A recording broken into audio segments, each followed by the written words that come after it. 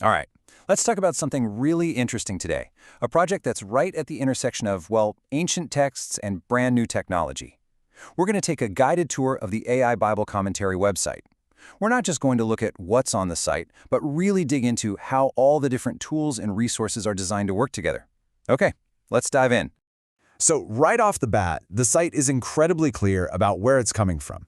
This quote isn't buried in an about page, it's front and center. It's a strictly controlled, conservative, evangelical commentary. And, that tells you everything. It means every single tool, every definition we're about to see is all viewed through that specific theological lens. It's a bold statement that really sets the stage for the entire experience. So here's our game plan for this tour. First, we'll get into what makes this site different, the big idea behind it. Then, we'll explore the core commentaries and the pretty cool toolkit that comes with them. After that, we'll see how it all clicks together in a real study session. And finally, we'll go over the nitty-gritty of how you can access and use everything yourself. The main idea here is that this isn't just a commentary that's been put online. No, it's been built from the ground up as a complete study ecosystem. Think about it. You've got your commentaries, a dictionary, doctrinal guides, and they're all linked together. The goal seems to be a one-stop shop for anyone wanting to do a deep dive from this particular point of view. Okay, let's get into the real meat of the site. It doesn't just give you one way to study, it offers a few different kinds of commentaries. This gives you multiple angles to approach both the Old and New Testaments. This is where the actual study gets done, so let's see what our options are. So you've basically got 5 main doors you can walk through. There are in-depth and light versions for both testaments, and on top of that, there are these broader book overview studies. This is actually fantastic because it means you can pick the level of detail that works for you, whether you've got 5 minutes for a quick summary or a whole afternoon to really dig in.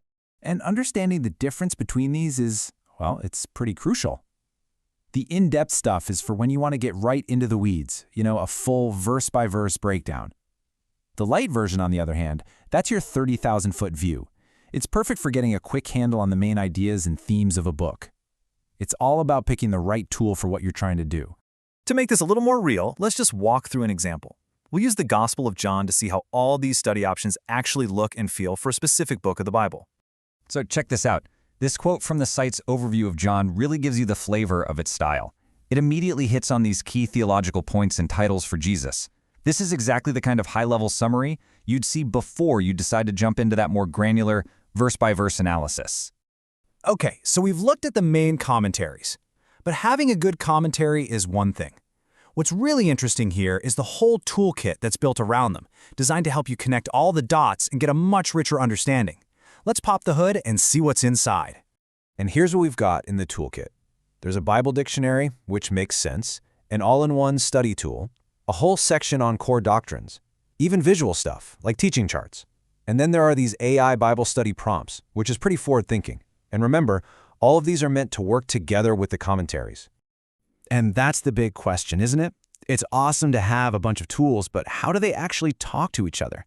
How do you go from reading a commentary to looking up a term in the dictionary to seeing how it fits into a larger doctrine without getting totally lost? So this next part is all about putting this thing into practice. We're going to walk through a little hypothetical study session to see exactly how these resources are meant to flow from one to the next. The goal here is a smooth study path, not just a folder full of disconnected documents. So here's a pretty typical way you might use the site. You could start with a book overview just to get your bearings. Then you jump into the in-depth commentary for the serious work. If you hit a word or a place you don't recognize, boom, you can hop over to the Bible dictionary. And then you can use that doctrine section to see how the passage you're reading ties into the bigger theological ideas. See how it all connects? All right, we've talked about the content and the workflow, so now let's switch gears and talk about the practical stuff. How can you actually use all this? What are the rules? And for the tech-savvy folks, what's happening behind the curtain? The usage policy is super straightforward. Basically, it's free for your personal study, for teaching, for any kind of church ministry. You can download things, print them, share them. The only real no-nos are you can't sell the content, you can't use it for commercial projects, and you can't change it. And if you want the official legal term for all that, it's a Creative Commons license, specifically attribution, non-commercial, no derivatives. That just means you have to give them credit, you can't make money off it, and you have to share it as is without making any changes. Simple enough?